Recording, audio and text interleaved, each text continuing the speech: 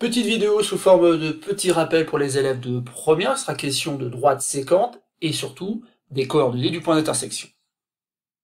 Le petit exercice qui va nous servir pour faire ce petit rappel, c'est dans la manière suivante. On nous donne donc deux droites, une première droite D d'équation 3x plus 5y moins 11 égale 0, et une deuxième droite qu'on nomme D' d'équation 6x plus 2y plus 10 égale 0. Il faudra dans un premier temps démontrer que ces deux droites D et D' sont bien sécantes, et ensuite répondre à la question quelles sont les coordonnées de leur point d'intersection. Et pour répondre donc à la première question, je vous rappelle qu'il y a une petite propriété en classe de seconde qui dit tout simplement que si on a deux droites, une D1, une autre D2, de vecteurs directeurs U1 et U2, et bien ces deux droites vont être parallèles si et seulement si donc les vecteurs U1 et U2 sont collinéaires. Elles seront séquentes si et seulement si, bien sûr, les vecteurs U1 et U2 ne sont pas collinéaires. Maintenant que j'ai fait ce petit rappel, je vous conseille donc maintenant d'appuyer sur pause et d'attendre un petit peu avant de lire la suite de la vidéo, où vous pourrez vérifier vos résultats.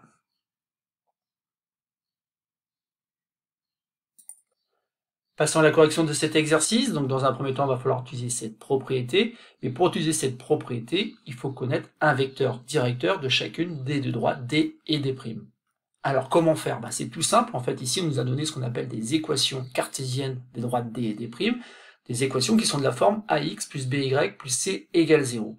Et de cette expression-là, de cette équation, on peut sortir un vecteur directeur à l'aide d'une propriété qui dit que le vecteur directeur U a pour coordonnées moins B et A. Et du coup, pour la droite D, donc un vecteur directeur, que je vais nommer U, aura pour coordonnées ici, donc moins B, alors attention ici, B est égal à 5, donc moins B est égal à moins 5. Et A, c'est encore plus simple, puisqu'il suffit tout simplement de lire cette fois-ci donc le coefficient A, qui est égal à 3. Donc ça y est, j'ai déjà trouvé donc un vecteur directeur de la droite D. Et je vais faire la même chose pour la droite D'. Donc cette fois-ci, je vais appeler U', le vecteur directeur de la droite D', et il aura pour coordonnées donc moins 2, puisque B est égal à 2. Moins 2 pour l'abscisse donc, et pour A, c'est 6. Donc c'est un vecteur qui a pour coordonnées 2 et 6. Et maintenant qu'on a nos deux vecteurs directeurs, respectivement de D et D', il faut vérifier que ces deux vecteurs ne sont pas collinéaires. C'est assez évident, puisqu'en fait ici, quand on regarde bien l'ordonnée du vecteur U, c'est 3, l'ordonnée du vecteur U', c'est 6, et dire que ces deux vecteurs sont collinéaires, ça revient à dire finalement que leurs coordonnées sont proportionnelles. Or, ici, pour passer de 3 à 6, il faut bien multiplier par 2. Par contre, si je prends moins 5 que je multiplie par 2, je n'obtiens pas moins 2.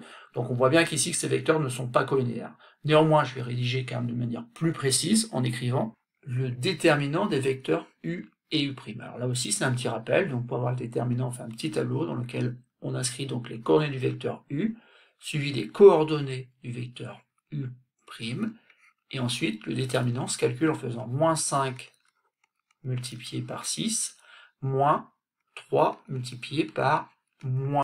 Et du coup, donc ça fait moins 30 plus 6, donc moins 24. Ce qu'il faut surtout retenir, c'est que c'est différent de 0. Et une propriété de classe de seconde nous dit que du coup, les vecteurs U et U' ne sont pas collinéaires. Et donc les droites D et D' sont bien séquentes. Et du coup, on va pouvoir se poser la question suivante. Quelles sont les coordonnées de leur point d'intersection?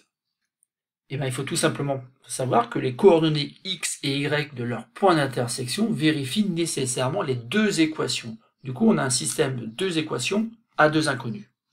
Un système qui s'écrit donc 3x plus 5y moins 11 égale 0, et en même temps 6x plus 2y plus 10 égale 0. Et donc maintenant, il faut trouver un moyen pour résoudre ce système-là.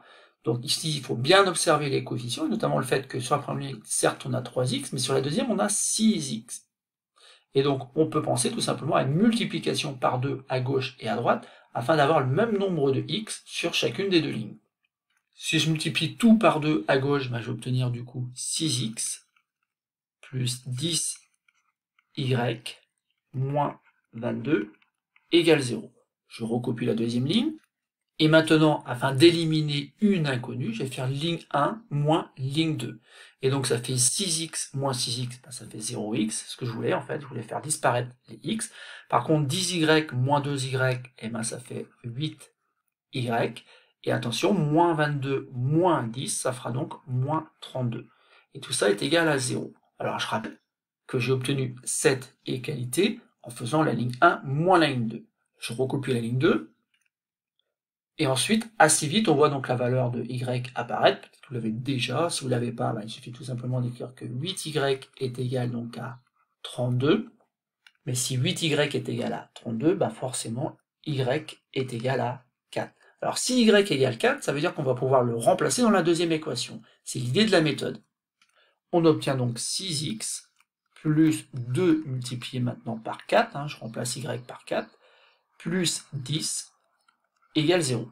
Ensuite, j'ai 6x plus 2 multiplié par 4 qui donne 8, plus 10, ça fait 18. Là c'est pareil, on voit apparaître la valeur de x, et si on ne la voit pas, on continue la résolution.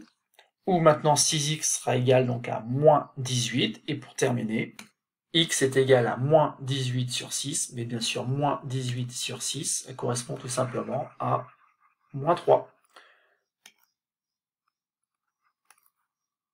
Le point d'intersection semble avoir pour coordonnées moins 3 et 4, mais ici, bien sûr, ça ne coûte pas très cher de vérifier qu'on ne s'est pas trompé, et en effet, lorsqu'on remplace x et y dans la première équation, dans l'équation cartésienne de la droite D, ça fait 3 multiplié par moins 3 qui donne moins 9, 5 multiplié par 4 qui donne 20, et enfin moins 11, mais moins 9 et moins 11 ça fait moins 20, plus 20 ça donne 0, et donc ce couple-là, le couple moins 3, 4, vérifie bien donc la première équation.